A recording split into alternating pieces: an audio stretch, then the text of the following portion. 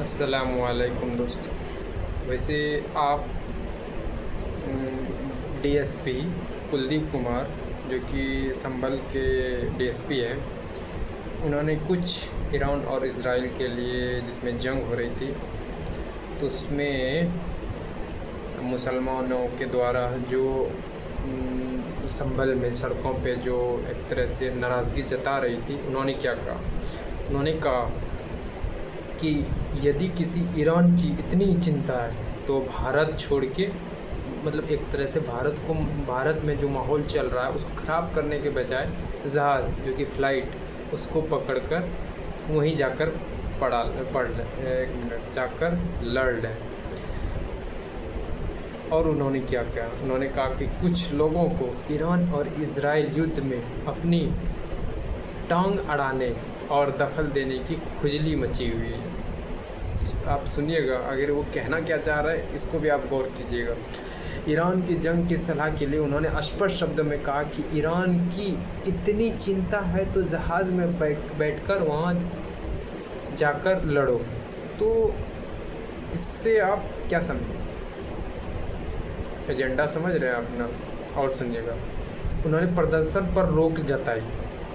उधर उन्होंने कहा कि संभल में ईरान के समर्थन में किसी तरह के झंडे, बैनर या प्रदर्शन की अनुमति नहीं दी जाएगी। आप सुन रहे हैं ना? और थोड़ा सुनिएगा, उन्होंने सख्त कार्रवाई भी की। सख्त कार्रवाई में कहा कि अगर विदेशी विवाद के कारण भारत में शांति और कानून व्यवस्था बिगाड़ने की कोशिश की गई तो प्रशासन बढ़िया वाला इलाज करेगा। एक तरह से इसको कहें तो सख्त कानूनी कार्रवाई की जाएगी। और धार्मिक त्योहारों पर भी निर्देश दिए गए थे। उन्होंने ईद और अलविदा जुमा के मद्देनज़र को देखते हुए हिसाब किया था कि सड़कों या सार्वजनिक जगहों पर नमाज की अनुमति नहीं दी जाएगी। नमाज केवल मस्जिद के अंदर ही पढ़ी जानी चाहिए। यह बयान सोशल मीडिया पर वायरल हो रहा है। और इस डीएसपी का मैं इज़्ज़त करता हूँ, सिर्फ वर्दी का, ना कि डीएसपी का। जिस तरह से उन्होंने बयान जारी किया, एक तरह से एक मुस्लिम कमेटी को बैठा के इस तरह का बयान देना, ये उसके लिए शोभा नहीं देता है जो पढ़ के, जिसके पास इल्म है, और एक तरह से ये अंधभक्त वाला काम करता है, तो ये शोभा नहीं देता। आप जिस तरह पढ़ लिख के आप देश की जिम्मेदारी लिए हुए हैं, उस तरह से आप बयानबाजी करें, ना कि आप कि उसका कड़ी से कड़ी कार्रवाई जाएगी। आप इस जगह गौर किए होंगे कि जो इनमें एक तरह से व्यवस्था को जो बिगाड़ने की कोशिश करेगा उसमें उसको बढ़िया वाला इलाज किया जाए, मतलब एक तरह से बढ़िया वाला इलाज किया जाएगा। ये कैसा है आपके लफ्ज़? आप तो पढ़ लिख के डीएसपी बने हैं, तो इस तरीके से आप अगर कीजिएगा तो हम आपके खिलाफ़ ज़रूर से ज़रूर एक तरह से नेगेटिव थॉट सोचेंगे। और जाहिर सी बात है कि हर कोई नेगेटिव थॉट सोचेगा।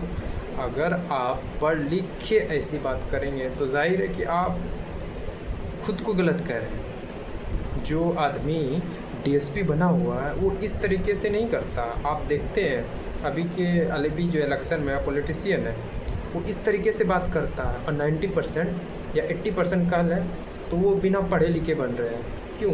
कि उसमें मानसिकता नहीं है। जो पढ़ लिख के बनते हैं उसका मानसिकता बहुत बेहतर होता है। मैं किसी पॉलिटिशियन को ये नहीं कहता हूँ कि ये अच्छा है वो अच्छा है, हाँ उसको कहता हूँ जो कि एक तरह से अपने पढ़ाई के हिसाब से सोचते हैं, वो अपने देश के लिए सोचते हैं। और जाहिर सी बात है आप देश के लिए सोचें हैं, सही बात है, मगर आप इस तरीके से बयानबाजी ना करें तो बेहतर होता है।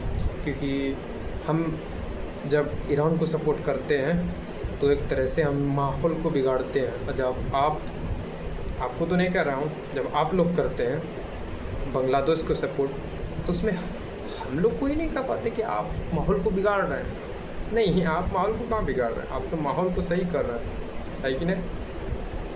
खैर, जो आपका है उसमें मैं गहरी चिंता जताता हूँ, और मैं इस पर कोई टिप्पणी नहीं करना चाहता हूँ। डीएसपी के ऊपर मैं टिप्पणी करना चाहता हूँ इस बयानबाजी पर मैं आदर से सम्मान करता हूँ डीएसपी साहब को, और ऐसे डीएसपी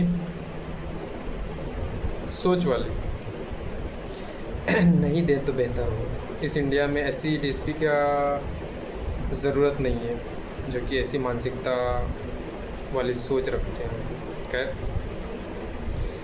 देखते हैं आगे क्या होता है। हम तो हमेशा से ईरान को सपोर्ट करेंगे। ईरान को एक तरीके से हम ईरान को सपोर्ट नहीं करते हैं, हम धार्मिक स्तर पर सपोर्ट नहीं करते हैं। जब ईरान और इंडिया की बात होगी तो हम डेफिनेटली हम इंडिया को सपोर्ट करेंगे। उसमें हम कोई भी इसमें एक तरह से प्रूफ देने की कोशिश हमको इजाज़त नहीं है कि हाँ तुम कैसे करोगे।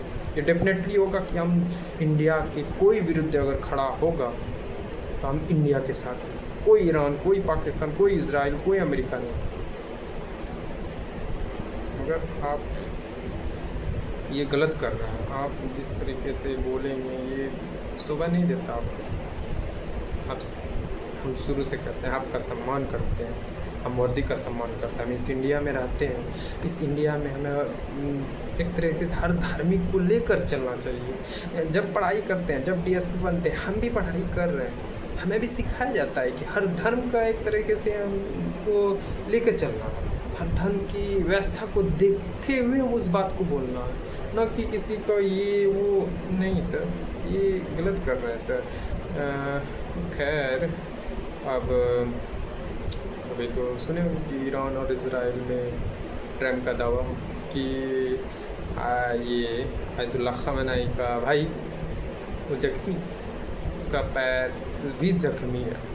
खैर देखते हैं, 100% तो हमें प्रूफ नहीं है, जब प्रूफ होगा ज़रूर देंगे। मगर एक लास्ट बात, आप गोदी मीडिया क्यों नहीं करते हैं? ईरान और इजराइल में जो बात चल रही है उसे क्यों लाइव कास्ट कर रही है? गौर कीजिएगा हम कहना क्या चाह रहे हैं। मिलते हैं।